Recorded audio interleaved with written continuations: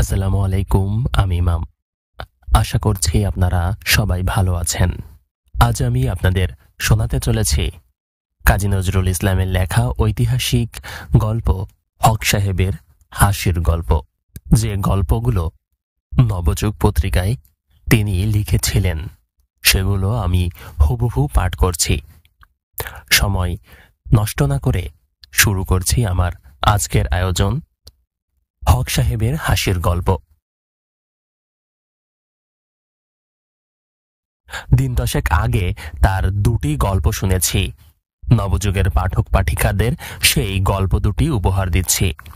এরপরেও মাঝে মাঝে তার হাসির গল্প উপহার দেব। তিনি বহু সভায় এবং বাড়িতে লোকজনের সামনে বহু হাসির গল্প সৃষ্টি করে গেছেন। তার শুধু হাসির গল্প বলা নয়, সবার অবস্থা বুঝে সুন্দর অন্য ধরনের গল্প বলাও বড় অসাধারণ ক্ষমতা আছে। হক সাহেবের সভার বক্তৃতা যারা শুনেছেন তারা এর সাক্ষ্য দেবেন। প্রথম গল্পটি বলছি, শুনুন। গল্পটির নাম মরা কাউয়া বা মরা কাক। স্যার স্ট্যাফোর্ড ক্রিপস বাংলার প্রধানমন্ত্রী ও প্রতিনিধিরূপে ভারত সম্বন্ধে আলোচনা করার জন্য হক সাহেবকে আমন্ত্রণ জানালেন।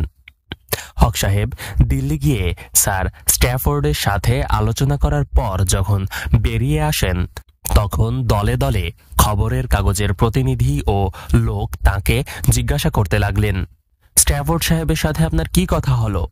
হক সাহেব হেসে একটি হাসির গল্প বললেন। গল্পটির মর্ম এইরূপ। এক ছিলেন পণ্ডিত।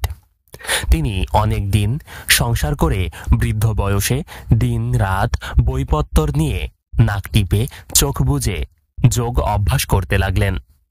ব্রাহ্মণী দেখলেন এই অবস্থায় আর কিছুদিন চললে সংসার চলবে না, উপোস করে মরতেও হবে। ব্রাহ্মণী ধ্যানস্থ পণ্ডিতের সামনে শূন্য চালের হাঁড়ি ভেঙে বলতে লাগলেন, এই চোখ বুজে টিকি উঁচিয়ে বসে থাকলে ছেলেমেয়েরা খাবে কি? বাড়িতে 7 দিনের চাল আছে। এই 7 দিনের মধ্যে চাল ডাউলে টাকা না পেলে আমি গলায় দড়ি দিয়ে মরব। এইসব ভণ্ডামি করে কি টাকা পাওয়া যায়? ব্রাহ্মণ তেরিয়া হইয়া বলিলেন, কি এসব ভণ্ডামি? তুমি আমার যোগের শক্তি দেখবে। আমি 7 দিনের মধ্যে 7,000 টাকা এনে দেব। ব্রাহ্মণী বললেন, ভীমরতি হয়েছে? 40 বছরে একসাথে 1,000 টাকা পারলে না 7 দিনে 7,000 টাকা দিবেন? ব্রাহ্মণ বললেন, দেখে নিও। পণ্ডিতের গোটা বিশেক লুকোনো টাকা ছিল, তাই আর গাড়ু গামছা নিয়ে পণ্ডিত বেরিয়ে পড়লেন। শহরে গিয়ে একজন ধূর্ত লোক জোগাড় করে বিজ্ঞাপন দিলেন, এক মহাযোগী ব্রাহ্মণ এসেছেন হিমালয় থেকে। তার কাছে একটা মরা মানুষের মাথার খুলি আছে। সেই মাথার খুলিকে যে যা জিজ্ঞাসা করে সে তার সঠিক উত্তর দেয়। শহরে হইচই পড়ে গেল। বিজ্ঞাপনে লেখা ছিল, বেশি কথা কম কথা অনুসারে 1 টাকা থেকে 5 টাকা পর্যন্ত ব্রাহ্মণকে দিতে হবে। সন্ধ্যা হতে না হতেই দলে দলে লোক এসে হাজির হলো। ব্রাহ্মণ একসঙ্গে সব লোককে আসতে দিলেন না। একটা পর্দা টাঙিয়ে একটি একটি করে লোক আসতে দিলেন। প্রথমে যে লোক এলো সে 10টি প্রশ্ন করতে চাইল। ব্রাহ্মণ 5 টাকা চার্জ করলেন। ব্রাহ্মণের হাতে টাকা দিয়ে সে বলল, মরা মানুষের মাথার খুলি কই? ব্রাহ্মণ একটা ঝুড়ি তুলে দিয়ে বললেন, এই। সে রেগে উঠে বলল, এ যে মরা কাউয়া, খুলি কই?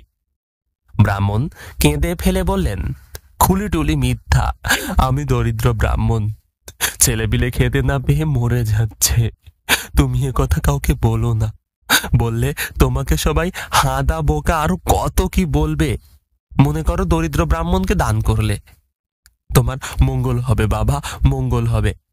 সে লোকটি আর একবার মরা কাকের দিকে করুণ দৃষ্টি দিয়ে দেখে বাইরে বেরিয়ে গেল। বাইরে বেরিয়েই হেসে ফেলল। লোকটি ছিল কায়স্থ। যত লোক তাকে ঘিরে জিজ্ঞাসা করতে লাগলো, খুলি কি সত্যিই কথা কয়? সে উত্তর না দিয়ে হাসতে হাসতে চলে গেল। তখন লোকে ভাবল, ও নিশ্চয়ই কেল্লা ফতে করেছে। ভিড়ের লোক ঠেলাঠেলি করে কে আগে যাবে তার চেষ্টা করতে লাগলো।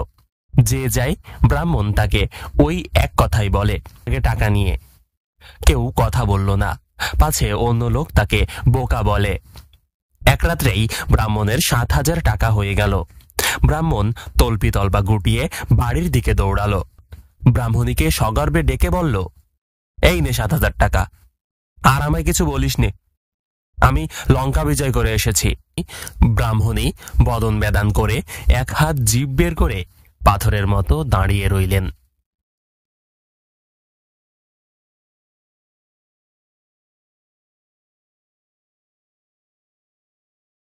এবার শুনবেন হক সাহেবের দ্বিতীয় হাসির গল্প।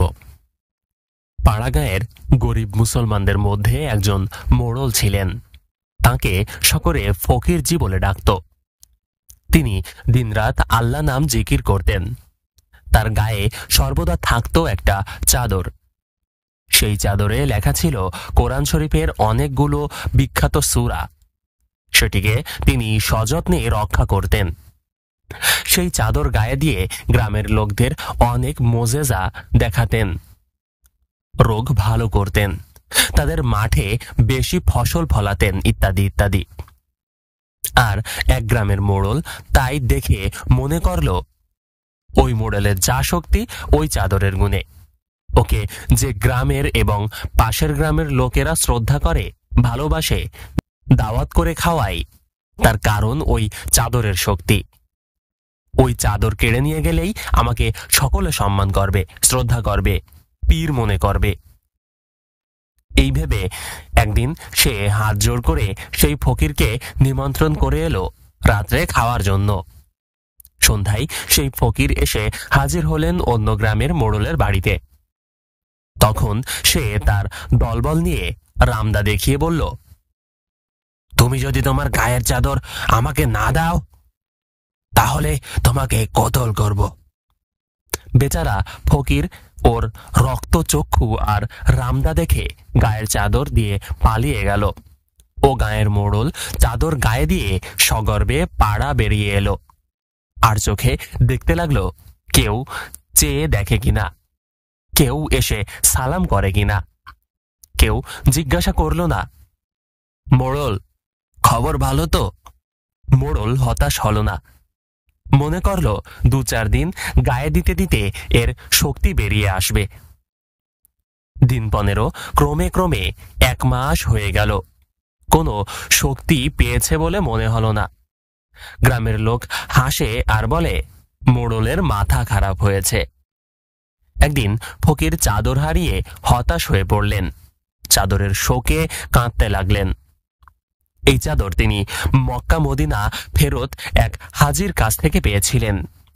একদিন ফকির জি আর থাকতে না পেরে নদীর ধারে সারা রাত্রি জেগে জিকির করেন আর কাঁদেন।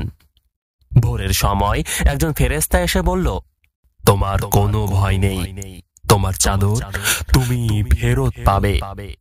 ও গায়ের মোড়ল চাদর গায়ে দিয়ে কোনো শক্তি পায়নি। সে তো আল্লাহকে ডাকে না। ধৈর্য ধরো, কিছুদিন গায়ে দিয়ে ও তোমার চাদর আবার ফিরিয়ে দেবে। ফকির আনন্দে নৃত্য করতে লাগলো।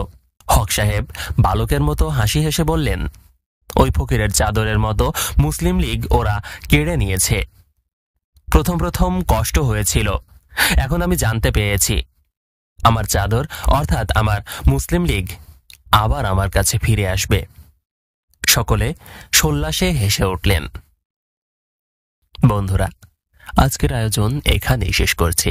কাজী নজরুল ইসলামের এই অংশটি আমার কাছে কেন যেন মনে হলো আপনাদের সামনে উপস্থাপন করা খুবই জরুরি। হক সাহেবের স্বভাব চরিত্র কেমন ছিল সেটা আমাদের সবার জানাটা খুবই গুরুত্বপূর্ণ। তাই আপনাদের সামনে এই পরিবেশনা। সকলে ভালো থাকবেন, ভালো রাখবেন আপনার চারপাশ। আজকের মতো বিদায় নিচ্ছি। শুভরাত্রি।